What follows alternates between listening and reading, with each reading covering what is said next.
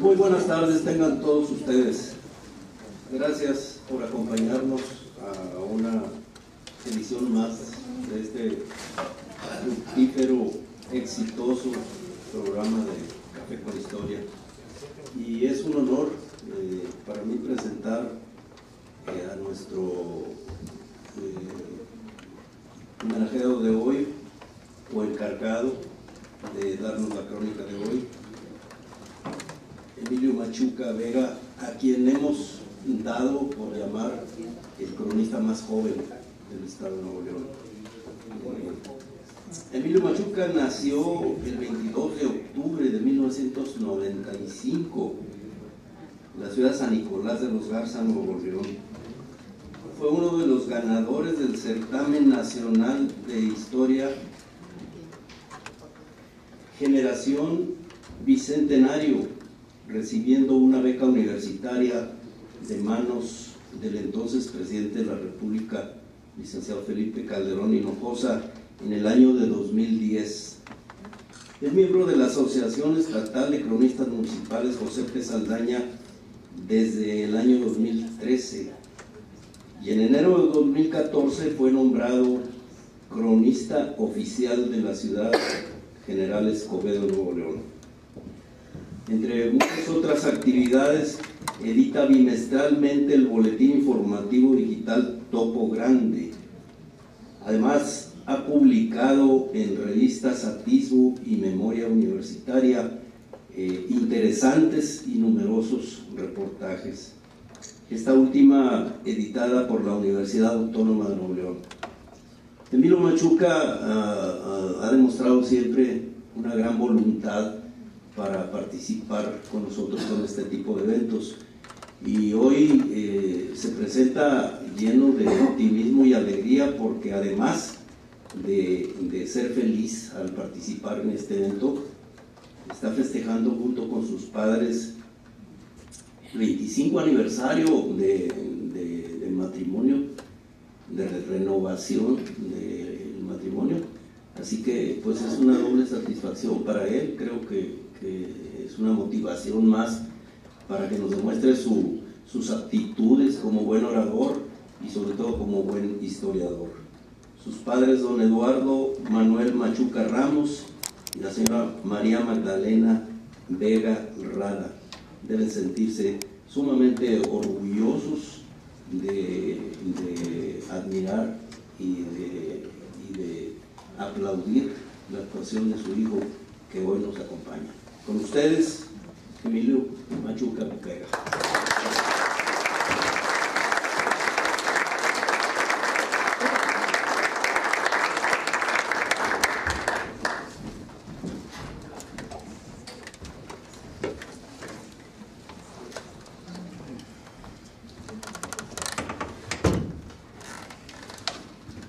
Bueno, antes que nada, muy buenas noches tengan todos ustedes. Agradezco profundamente la invitación que me hiciera la Asociación Estatal de Cronistas de Nuevo León, José P. Saldaña y el Museo de Historia Mexicana, para presentarme aquí con este tema que he titulado Las Haciendas del Topo. Pero antes de comenzar, quiero empezar con unas preguntas. En primer lugar, ¿cuántos de ustedes han escuchado de las Haciendas del Topo? Bien. No necesariamente tienen que conocer a profundidad, pero sí haber escuchado dentro de estas faenas de la historia y la crónica. ¿Cuántos de ustedes han escuchado del Topo Chico? Bien. ¿Y cuántos de ustedes han escuchado del Topo Grande? Menos manos, pero también. Bueno, pues en esta pequeña charla vamos a desentrañar un poco de esa historia, de esa crónica, de estas dos haciendas. Las haciendas del Topo, la hacienda del Topo Chico y la hacienda del Topo Grande. ¿Cuál es la diferencia entre ambas? ¿O por qué hoy son tan diferentes? ¿Cuál fue el destino que ambas sufrieron? Bueno, en primer lugar, cabe aclarar que estas dos haciendas se establecieron en los llanos del Topo. Los llanos del Topo se llaman así, evidentemente, por la presencia de este cerro que se llama el Cerro del Topo. Realmente no hay una explicación única acerca de por qué se llama Cerro del Topo. Algunos se lo atribuyen a la forma de un topo, algunos creen que es por la forma de la abertura de esos agujeros que hacen los topos. Realmente no hay una sola versión, pero estos llanos ya llevaban este nombre desde la fundación de Monterrey, y en el acta de fundación de Monterrey ya se mencionan las labores del topo. Entonces se desconoce quién le puso este nombre, pero desde la época colonial ya existía. Entonces en los llanos del Topo se fundaron dos haciendas: la hacienda del Topo Chico, o mejor dicho, la hacienda del Topo de los González, y la hacienda del Topo Grande, o la hacienda del Topo de los Ayala. Bueno, vamos a comenzar con la hacienda del Topo de los González. En primer lugar, esta se fundó en 1603 por don Marcos González Hidalgo. Él recibió una merced de tierras, pero no hay evidencia de que él haya habitado en esa región. Él heredó esas tierras a su hijo, don Bernabé González Hidalgo, quien a su vez las heredó a su hijo, don Lucas González Hidalgo. Y él fue quien estableció la hacienda de San Bernabé del Topo. Aquí tenemos algunas imágenes del Cerro del Topo. Evidentemente son fotografías, pertenecen al siglo XIX, pero se puede observar cómo era el Cerro del Topo, sin esos cráteres que lamentablemente hoy son visibles, sin toda esa urbanización que hoy predomina. Entonces nos podemos dar una idea de cómo eran esas comunidades, o cómo eran esas haciendas en un inicio. Bueno, un sabías que. ¿Alguno de ustedes sabía que el Cerro del Topo tuvo alguna vez dueño? Bueno, hay registros que indican que el Cerro del Topo tuvo un dueño en la época colonial, y ese dueño fue don Lucas González Hidalgo. Cuando él legalizó las tierras que heredó de su padre, don Bernabé González, él ofreció un pago de 15 pesos por todo el Cerro del Topo. El Cerro del Topo, no sé si ustedes sepan, tiene una extensión de 100 hectáreas, una altura de 1175 metros sobre el nivel del mar, y actualmente comparte territorio con Escobedo, Monterrey y San Nicolás de los Garza. Entonces, por esta elevación, don Lucas González ofreció 15 pesos. Evidentemente, argumentó que su extensión era pequeña y que solo poseía una subida, y que además no había recursos minerales en el cerro, por lo menos no de importancia. Sin embargo, finalmente logra comprar este cerro por un precio de 92 pesos, contando el cerro por primera y única vez con un propietario. Yo no sé ahora en cuánto estén las propiedades, pero yo considero que fue un precio bastante bajo. Bueno, ¿qué pasó con esta hacienda de don Lucas González Hidalgo? Bueno, la hacienda del Topo Chico pasa a manos de sus descendientes, quienes no se preocuparon por preservar o reclamar el cerro como propiedad suya. A ellos pues les valió gorro, y ellos sin embargo sí dividieron en partes iguales las aguas termales que ahí existían. Estas aguas termales eran, según ellos consideraban, el único bien preciado que poseía este Cerro del Topo.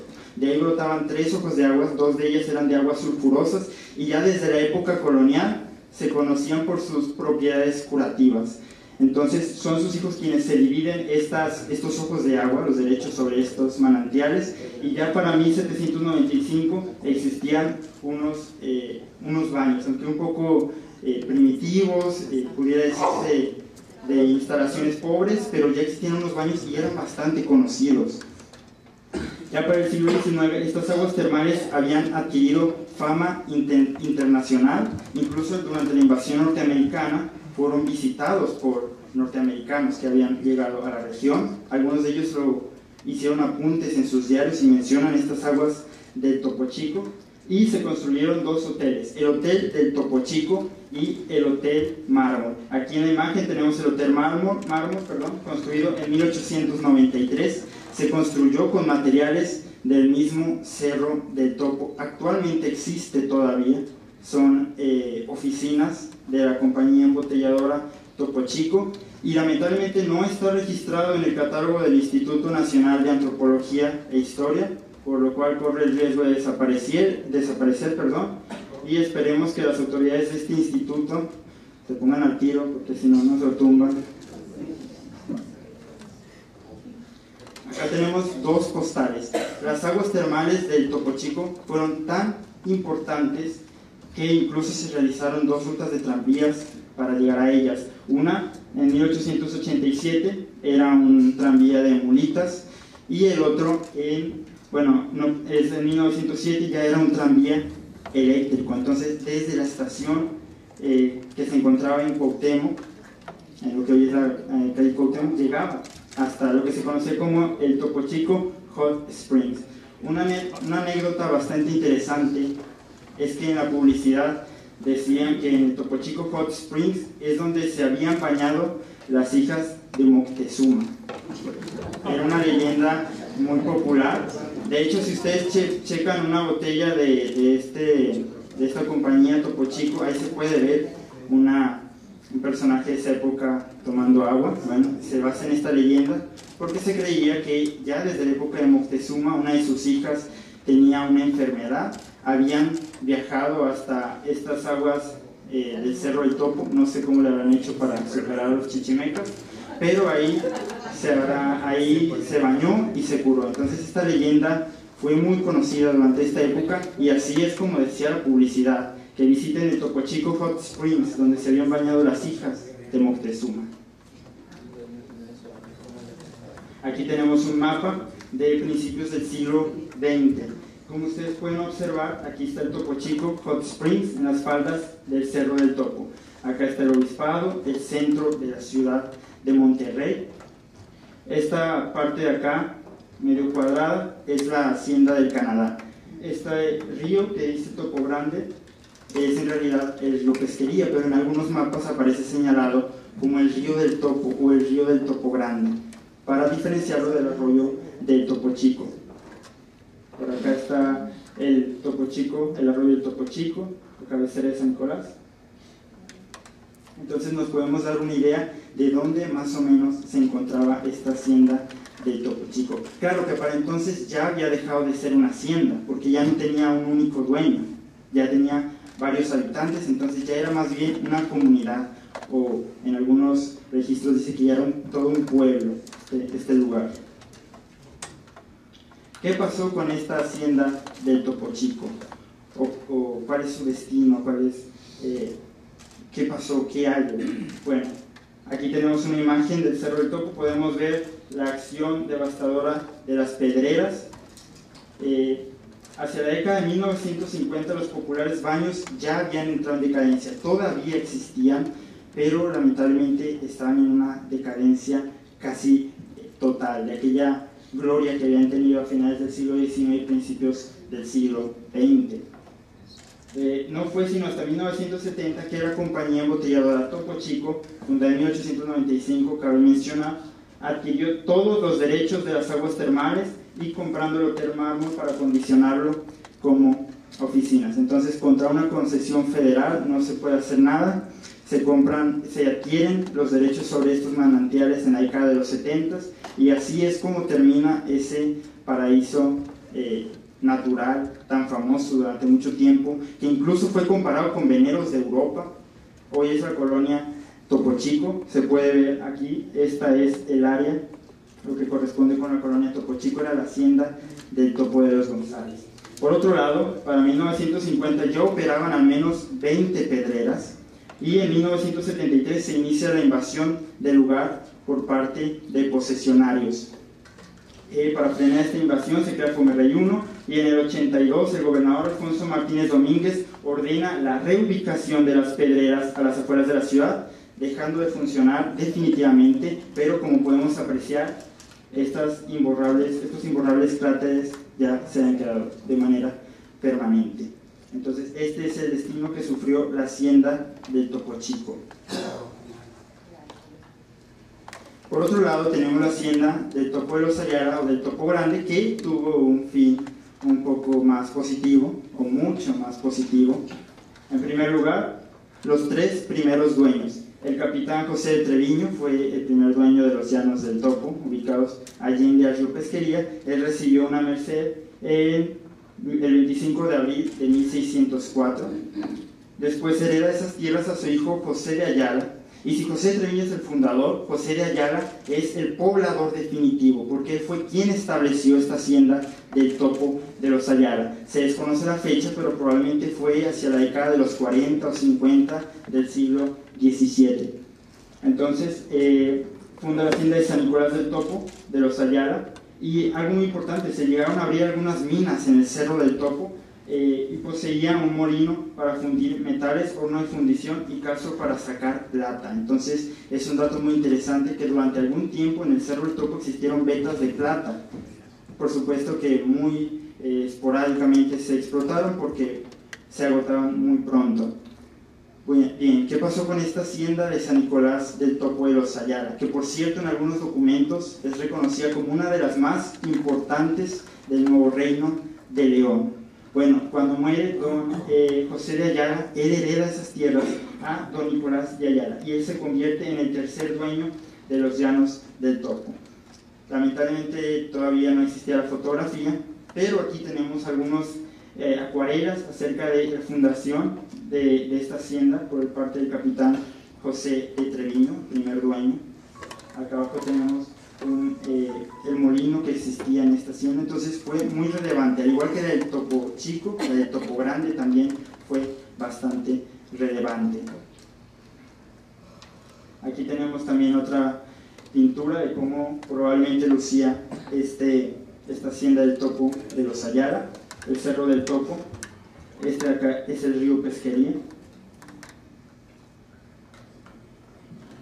Bueno, a la muerte de Nicolás de Ayala, la hacienda se fragmenta, es decir, se divide entre todos sus descendientes, y estos a su vez van dividiéndolo entre todos sus descendientes, y termina la hacienda repartiéndose, se convierte en una comunidad o en un pequeño pueblo, y continúa con su vida bucólica, tranquila, como de aldea.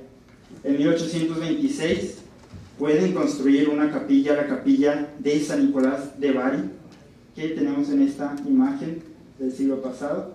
Como podemos ver, es una capilla típicamente franciscana, con una sola puerta de entrada, ventanas a los lados. Esta estructura de acá que se conoce como espadaña. Una espadaña es una pared con huecos donde se colocan las campanas. Esta se construyó en 1826. Acá abajo tenemos la imagen de cómo luce en la actualidad. A finales del siglo pasado se le añadieron dos naves laterales, pero sin embargo se conservó la fachada y parte de la estructura original del siglo XIX. Esta iglesia está protegida actualmente por el Instituto Nacional de Antropología e Historia. Y un dato muy interesante es que se encuentra literalmente grabada dentro de la plaza principal. Si ustedes van a algún otro municipio de San Nicolás, Apodaca, etc., se podrán dar cuenta que las iglesias están en una calle de por medio de la plaza. En el caso de Escobedo está literalmente dentro del perímetro de la plaza principal. ¿A alguno de ustedes se le ocurre alguna explicación acerca de por qué se encuentra dentro? ¿No es la que está a la entrada de la Casa de Laredo, que está cerquita de unas 2 cuadras, esa iglesia, o más adentro?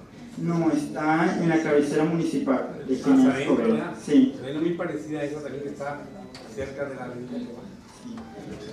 Bueno, se encuentra dentro de la plaza porque cuando se iban a demarcar las calles, pues se iba a tumbar la iglesia. Sin embargo, los vecinos se opusieron porque, aparte de ser muy antigua y bastante tradicional, estaba construida en tierras que eran de doña Gertrudis Ayala, que era descendiente de José de Ayala, fundador de la hacienda. Entonces, el ingeniero no pudo hacer nada y se dejó dentro de la plaza principal, por eso se encuentra así. Bueno, aquí tenemos un mapa donde podemos ubicar un poco las dos haciendas, la del Topo de los Ayala y la del Topo de los González. Acá tenemos el Cerro de la Silla, el río Santa Catarina, el Cerro de las Mitras. Este de aquí es el arroyo Topo Chico, y aquí en las faldas del Cerro del Topo se encuentra la hacienda del Topo de los González. Un poco más al norte, a un lado de este río Pesquería, se encontraba la hacienda del Topo de los Ayala. Disculpen. Bueno, algo muy interesante es que generalmente nosotros le llamamos al Cerro del Topo Cerro del Topo Chico. Sin embargo, este no es su nombre, y cabe aclararlo. Su nombre es Cerro del Topo. a secas, porque en todos los documentos históricos siempre aparece así, Cerro del Topo. El Topo Chico es una comunidad, el Topo Grande es otra comunidad, así como la Pesquería Grande es una comunidad y la Pesquería Chica otra, así. Pero el cerro, su nombre es Cerro del Topo, entonces es erróneo llamarla Cerro del Topo Chico. Bueno, ¿qué pasó? Algo muy interesante, en 1853 los vecinos de las dos haciendas, la del Topo Chico y la del Topo Grande, se unieron para tratar de crear un nuevo municipio. Dice el profesor Juan Ramón Garza Guajardo que probablemente hoy no existiría el municipio de General Escobedo, probablemente existiría un municipio llamado El Topo. Sin embargo, hubo problemas entre los vecinos de los dos topos y los vecinos del Topo Chico optaron por una segunda decisión, es decir, adherirse a la ciudad de Monterrey, porque en ese entonces pertenecían a la jurisdicción de San Nicolás de los Garza. Los vecinos del Topo Grande, por otro lado, insistieron en convertirse en un municipio separado. ¿Qué pasó? Pues el Congreso aceptó la solicitud del Topo Chico y se convirtió en una comunidad más de Monterrey, mientras que la del Topo Grande fue ignorada y siguió siendo parte de San Nicolás de los Garza.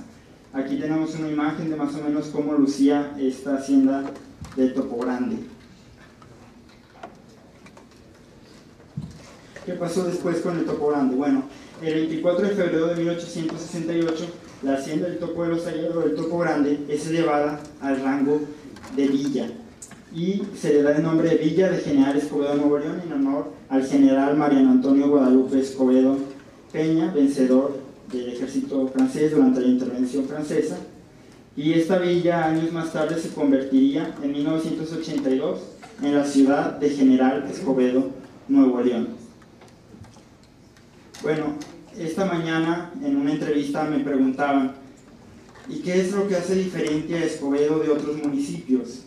¿O qué es lo que le da cierta identidad? ¿O qué es lo que nació ahí? ¿O qué es originario de ahí? Y yo contesté en esa entrevista, bueno, en Linares tenemos las famosas glorias, en Sabinas los vestidos, en Juárez los famosos tamales, Escobedo casi nada, solo es la cuna de la industria automotriz mexicana.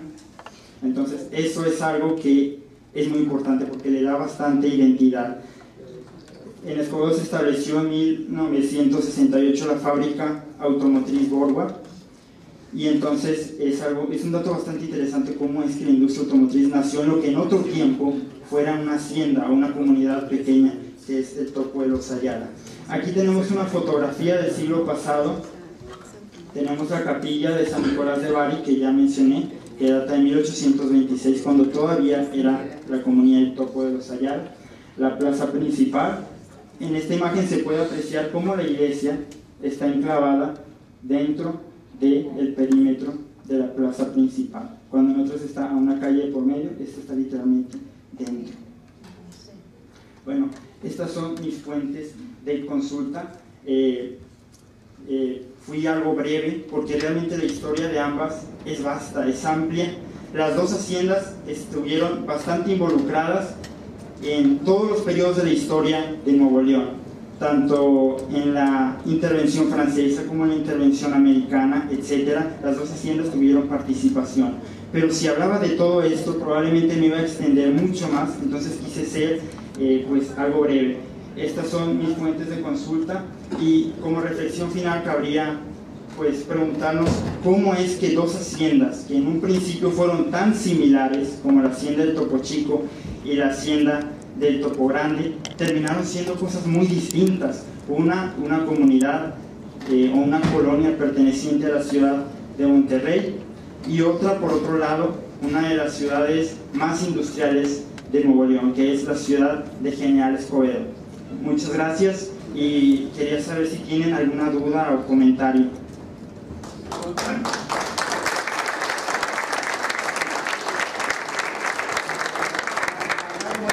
¿Dónde está la presidencia municipal? Bueno, esta de acá era la antigua presidencia municipal, las casas consistoriales. Fueron construidas de sillar a finales del siglo XIX y en 1975 se derribaron para construir el nuevo Palacio Municipal, que es el que actualmente existe. ¿Alguien tiene alguna otra pregunta o duda o comentario? ¿Mande? Bueno, los franciscanos trazaban sus iglesias generalmente mirando hacia el oriente, hacia donde salía el sol. Sin embargo, cuando se demarcaron las calles de la villa, pues se dieron cuenta que no estaba perfectamente alineada en un ángulo de 90 grados, entonces por eso es que se puede ver chueca. ¿Alguna otra pregunta o duda o comentario? ¿Del balneario no quedó absolutamente nada? Del balneario, como mencioné, todavía se encuentra en pie el Hotel Mármol y el Hotel Topo Chico. Los dos se construyeron a finales del siglo XIX y muchos turistas nacionales y extranjeros que llegaban a esta comunidad de Topo Chico se hospedaban en ese lugar. También hacia la década de los 20 o los 10 del siglo pasado se construyeron unos baños que hoy son el Museo Topo Chico. Sin embargo, este museo pues no está abierto al público, se necesita pedir permiso a la compañía embotelladora para poder ingresar a este museo, pero todavía se pueden ver los baños. Las aguas de las aguas termales, por otro lado, todavía se utilizan para embotellar pues estos refrescos y estas aguas de la embotelladora Topo Chico.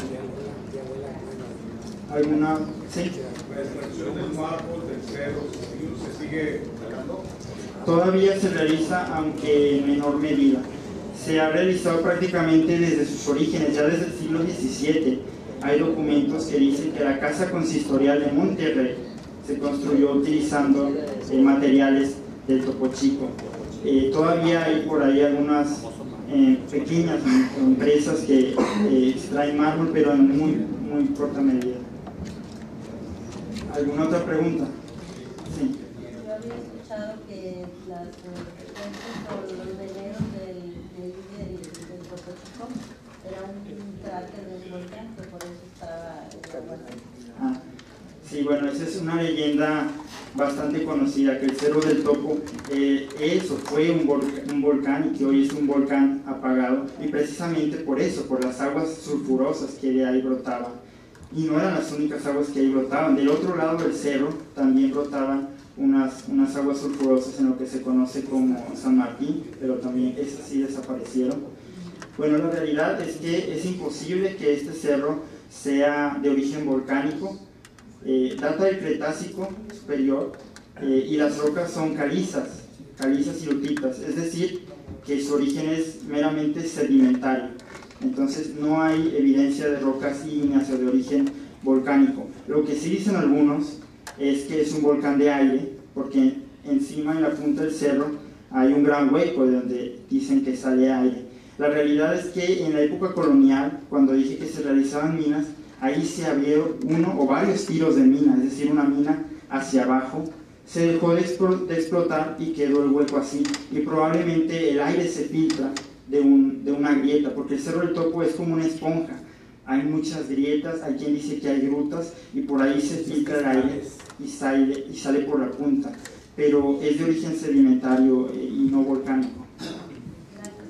Hay muchos cristales en el interior, ¿verdad? Miles de cristales, ¿verdad? Sí, hay cristales y hay fotografías de personas que han visitado esos cristales, esas grutas. ¿Alguna otra pregunta?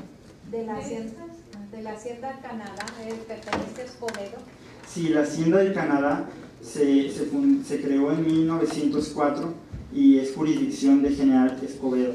Claro que cuando se convierte en un ejido, en la década de los 30, una parte del ejido se ubicaba en terrenos de San Nicolás de los Garza, y muchos de los ejidatarios eran de San Nicolás de los Garza, por eso se le conoció como el ejido de San Nicolás de los Garza, pero en realidad es jurisdicción de General Escobedo.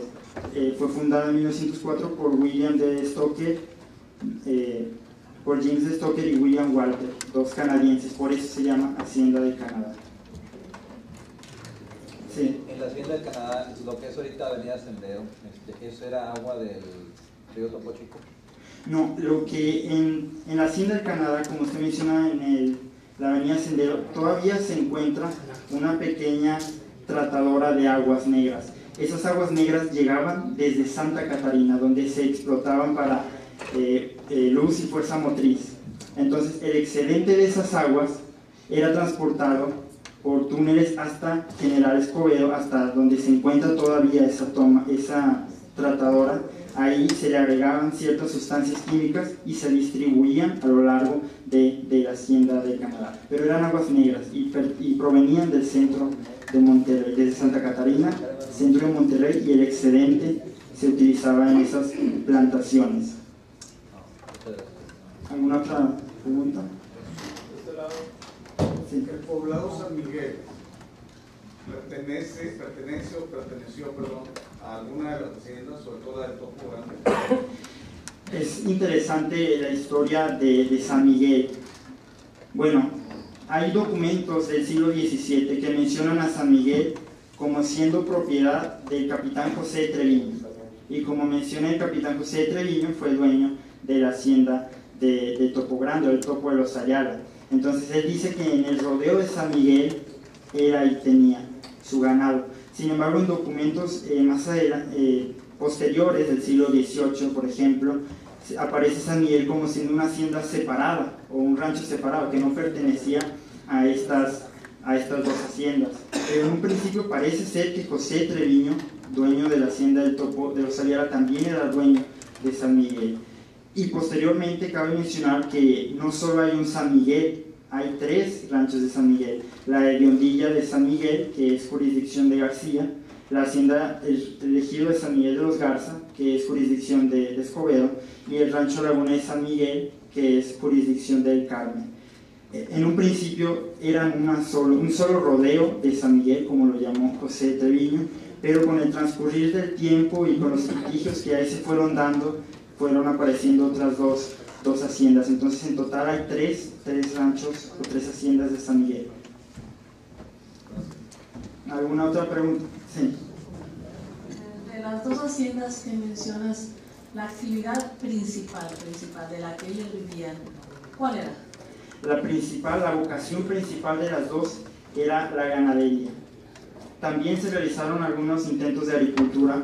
Hay documentos del capitán José Treviño, donde realiza tratos con Diego de Huelva, si mal no recuerdo, de la pesquería grande, para hacer algunos cultivos de trigo. También hay documentos acerca del cultivo de maíz en las haciendas, sobre todo en la hacienda del Topo de los Ayala, pero la vocación primordial de las 2 haciendas era la ganadería. ¿Alguna otra pregunta? ¿Y el Topo Grande dónde quedó? El Topo Grande, o el casco de la hacienda del Topo Grande, es lo que hoy es la cabecera municipal de General Escobedo. La parroquia más antigua, que aquí se encuentra en la imagen, es esta. Se construyó cuando todavía se le llamaba Topo Grande a esta comunidad. ¿Topo Chico ahorita qué es? Es la colonia Topo Chico. Ahí se encuentra la fábrica embotelladora Topo Chico. Es muy antiguo, y hay casas antiguas. Y hay casas antiguas. He vivido muchos años ahí, gente de colonias. Sí, es muy antigua. Sí, hay casas muy antiguas, como de Independencia, casas como tipo de Independencia, no recuerdo. Sí. Sí, son de 1603 del Topo Chico y 1604 del Topo Grande, son comunidades muy antiguas. En el caso del Topo Grande, todavía después de 1868, cuando se le da la categoría de villa, muchos la llamaban Topo Grande, o municipio de Topo Grande, o villa de Topo Grande, porque esa costumbre después de 100, 200 años de llamarle así, de la noche a la mañana no se iba a quitar. Entonces todavía a finales del siglo XIX, principios del siglo XX, al municipio de General Escobedo muchos lo llamaban Topo Grande, pero el casco es donde hoy se encuentra la cabecera municipal. De hecho, esta plaza principal, la plaza principal de General Escobedo, era propiedad de doña Gertrudis Ayala y su esposo don Ricardo Ramírez, y ellos fueron descendientes en el siglo XIX del capitán José Treviño, que es el dueño o el fundador de la hacienda de Topo Grande. ¿Alguna otra pregunta? ¿Solo queda ese vestigio de vivienda? Que haya registro, sí. Por ahí yo he conversado con algunas vecinas que han vivido toda su vida en Escobedo, y me dicen que hay casonas que datan de la época colonial, del siglo XVIII, casonas de sillar, cuando todavía se le llamaba Topo de los Ayala o Topo Grande, pero eso es parte de la tradición oral. De esta iglesia de San Nicolás de Bari sí hay documentos que dicen que fue construida en 1826 y actualmente se encuentran en el archivo de la Arquidiócesis de Monterrey, por si algún día las quieren consultar. ¿Alguna?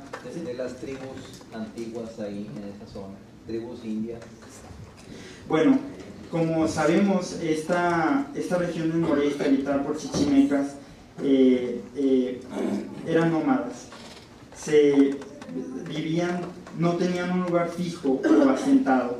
En esta región de los llanos del Topo vivían principalmente 3 tribus: los huachichiles, los cuanales y marincheros, entre muchas otras, porque, como mencioné, había muchas migraciones, entonces es difícil establecer con exactitud qué tribus existían ahí, pero de las que sabemos que sí había eran esas 3, los huachichiles, cuanales y marincheros.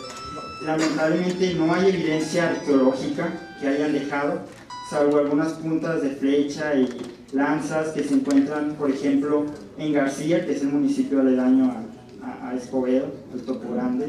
En Apodaca también había una zona arqueológica cerca de Santa Rosa.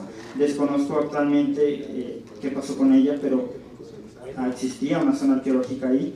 Entonces, principalmente esas 3 tribus indígenas, huachichiles, cuanales y marincheros, eran chichimecas. ¿Habrá alguna esperanza de que abran el museo? Bueno, es que el museo, pues es propiedad de una empresa privada, que es de la embotelladora Topo Chico. Para visitar el museo, como mencioné, lo que se necesita hacer es pedir permiso a esta compañía embotelladora.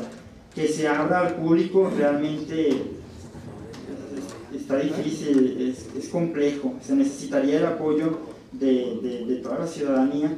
Lamentablemente muchas personas desconocen siquiera que existe este museo, desconocen que existe este Hotel Mármol, desconocen que existe el Hotel Topo Chico, que está en riesgo de desaparecer. Hoy en ella viven familias, no está protegido por el INAH. Entonces mucha gente desconoce de estos lugares y así es muy difícil abrir al público ciertos museos o ciertos atractivos. Pero para visitar el museo en la actualidad se necesita pedir permiso a la planta embotelladora. ¿Alguna otra pregunta? Una pregunta nada más. Por ahí, en cuanto, primero te felicito por tu ponencia. En cuanto al Hotel Mármol, que se menciona que es uno de los más antiguos, en alguna ocasión, hace años, quería yo conocer el museo y sí tuvieron la apertura, o sea, nada más les explica a uno cuál es el motivo de analizarlo. De hecho, se cree que el Hotel Mármol es el hotel más antiguo de Nuevo León o de Monterrey, y pues yo creo que sí es importante eso que comentas. Cuando la mayoría no estemos interesados, podemos rescatar esa y más cosas, ¿no? Sí. Otra pregunta nada más. Hace como 10 años se hizo un libro sobre la división del Topo de General Escobedo, y había un mapa de 1852 o 55 o 1860 que fragmenta precisamente San Nicolás, Topo de los Ayala, Monterrey, pero ese, cuando lo fui a consultar al archivo del Estado, había desaparecido.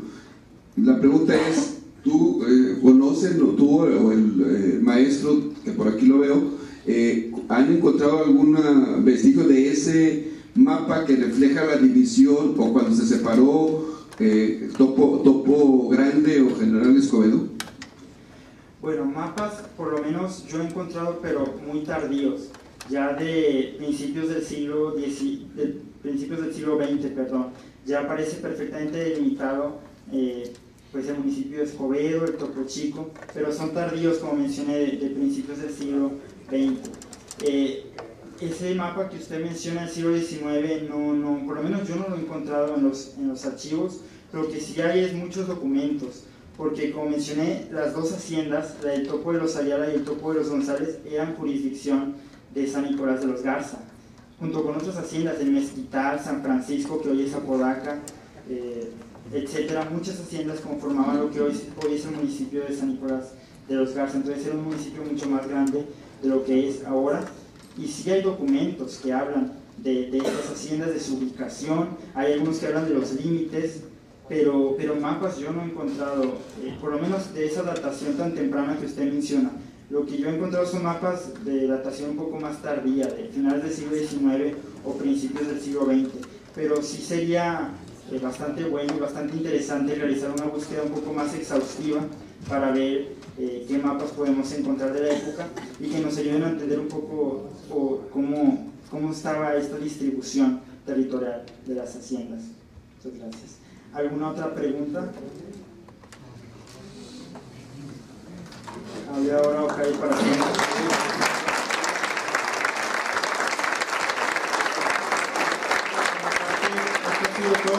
Espero que haya sido una charla edificante y que no los haya aburrido, y muchas gracias por su atención.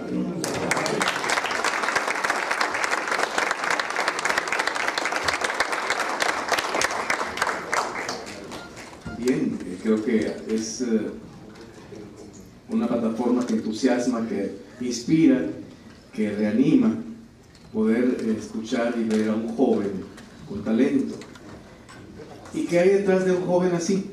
Por supuesto, una genética, por supuesto, una formación familiar, pero también buenas personas que han encontrado en sus saberes y en eso que aparece en los seres humanos cuando hay un brillo.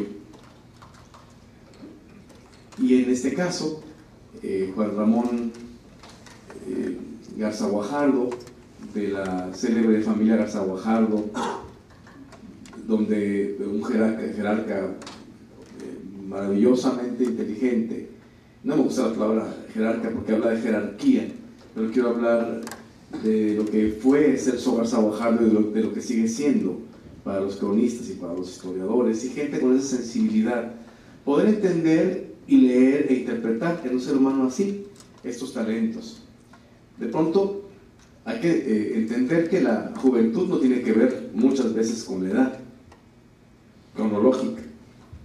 De pronto hay que también entender que hay jóvenes que no lo parecen y hay viejos jóvenes, como ese gran uruguayo que acaba de fallecer, Eduardo Galeano, maravilloso, un joven que hablaba de la utopía como algo que tenía que seguirse, aunque cuando te acercaras a la utopía siguiera caminando, ¿sí? ¿Qué quiero decir a nombre de los compañeros consocios de la asociación que me honran presidir? Que nos sentimos muy orgullosos de alguien como Emilio Machuca. Rememoro en él la figura de Israel Cavazos Garza, que empezó también siendo un joven casi adolescente en la historia. Rememoro a Armando Fuentes Aguirre, que también muy joven inició en la crónica y que muy joven, abordando un camión saltillense, de esos camiones de ruta, vio entrar a una muchacha más joven que él y ahí decidió que sería su esposa. Así es esta historia. ¿En qué momento nos vamos de este planeta? La cuestión es irnos de este planeta y si llegamos a viejos, tecnológicamente hablando, tener saberes. Y si nos vamos más jóvenes, como mucha gente brillante se ha ido del planeta, que haya una huella que dignifique al mismo ser humano. Para los tres museos, para nuestra asociación, es un honor que estén aquí. Acompáñenos el próximo martes a escuchar al maestro que es cronista de Apodaca, un hombre brillante, y dentro de 2 martes a la maestra aquí presente, María Luisa Santos Escobedo, porque la gente ha preparado con mucho entusiasmo y con mucha seriedad esta plataforma. Y para los compañeros cronistas, pues tenemos por ahí una junta mañana a las 5 de la tarde, ya saben a qué me refiero. Y para ustedes, pues que tengan una buena noche,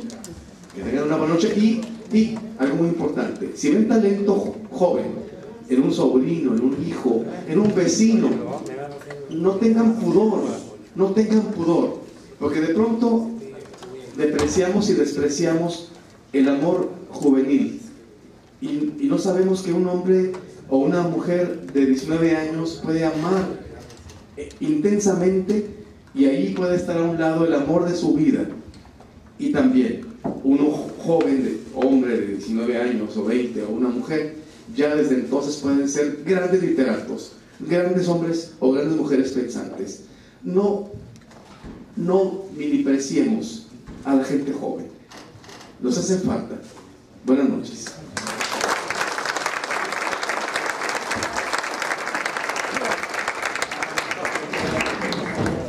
De 1.175 metros sobre el nivel del mar y actualmente comparte territorio con Escobedo, Monterrey y San Nicolás de los Garza. Entonces, por esta elevación, don Lucas González ofreció 15 pesos. Evidentemente, argumentó que su extensión era pequeña y que solo poseía una subida y que además no había recursos minerales en el cerro, por lo menos no de importancia.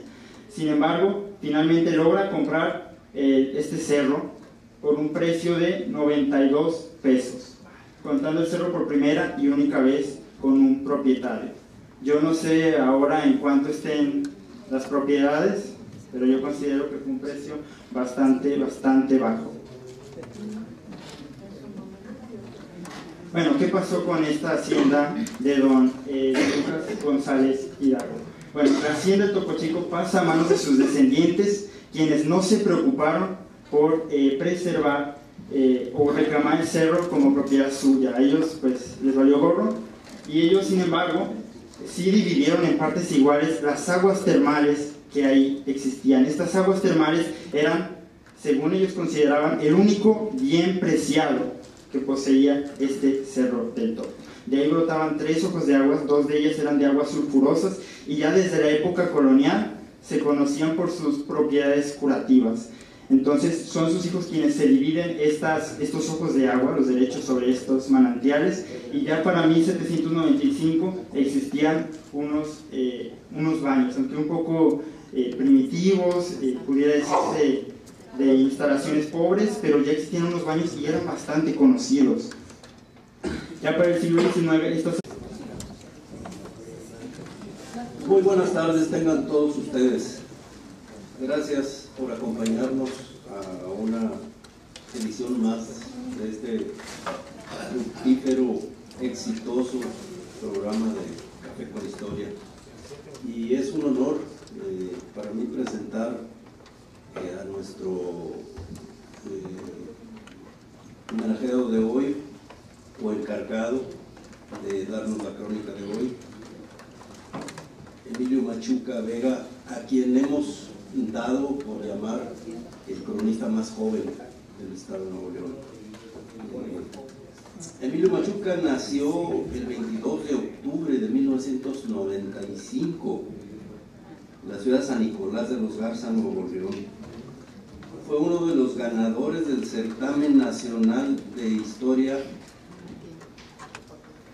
Generación Bicentenario, recibiendo una beca universitaria de manos del entonces presidente de la República, licenciado Felipe Calderón Hinojosa, en el año de 2010. Es miembro de la Asociación Estatal de Cronistas Municipales José P. Saldaña desde el año 2013, y en enero de 2014 fue nombrado cronista oficial de la ciudad General Escobedo, Nuevo León. Entre muchas otras actividades, edita bimestralmente el boletín informativo digital Topo Grande. Además, ha publicado en revistas Atisbo y Memoria Universitaria interesantes y numerosos reportajes. Esta última editada por la Universidad Autónoma de Nuevo León. Emilio Machuca ha demostrado siempre una gran voluntad para participar con nosotros con este tipo de eventos, y hoy se presenta lleno de optimismo y alegría, porque además de ser feliz al participar en este evento, está festejando junto con sus padres el 25 aniversario de matrimonio, de renovación del matrimonio.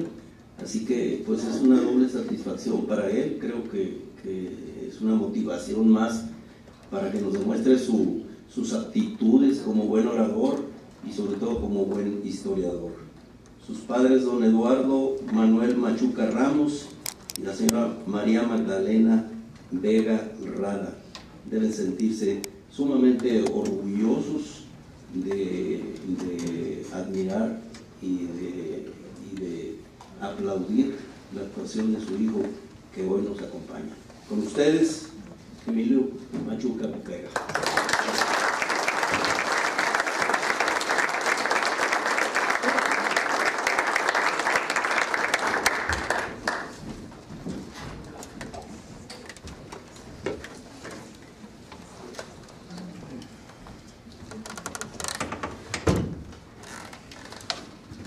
Bueno, antes que nada, muy buenas noches tengan todos ustedes.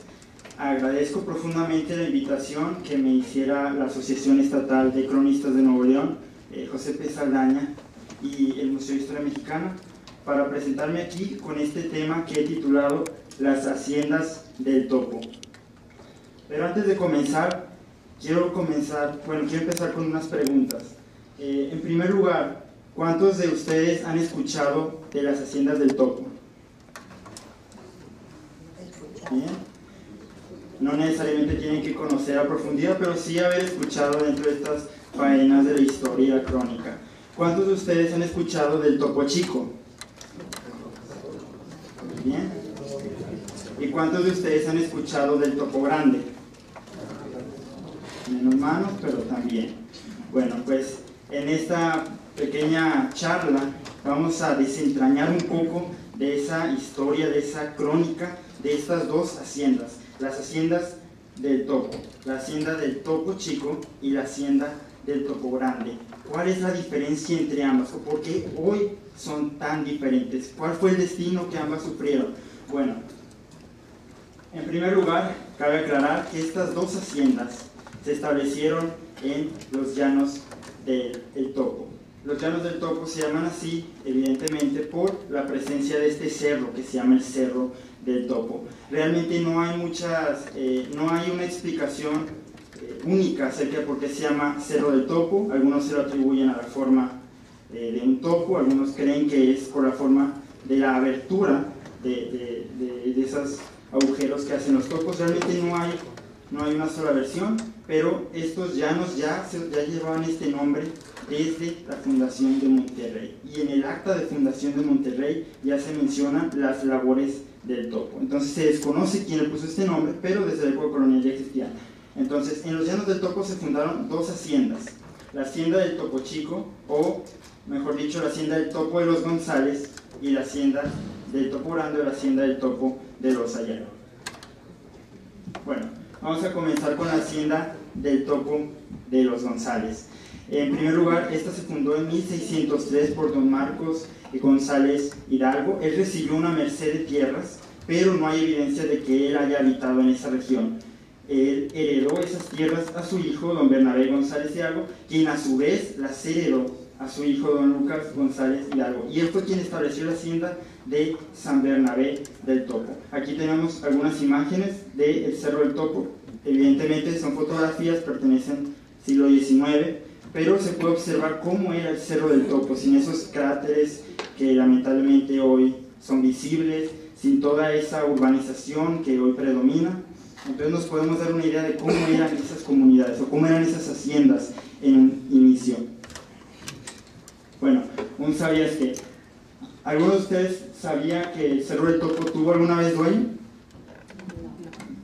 Bueno, hay registros que indican que el Cerro del Topo tuvo un dueño en la época colonial, y ese dueño fue don Lucas González Hidalgo. Cuando él legalizó las tierras que heredó de su padre, don Bernabé González, él ofreció un pago de 15 pesos por todo el Cerro del Topo. El Cerro del Topo, no sé si ustedes sepan, tiene una extensión de 100 hectáreas, una altura de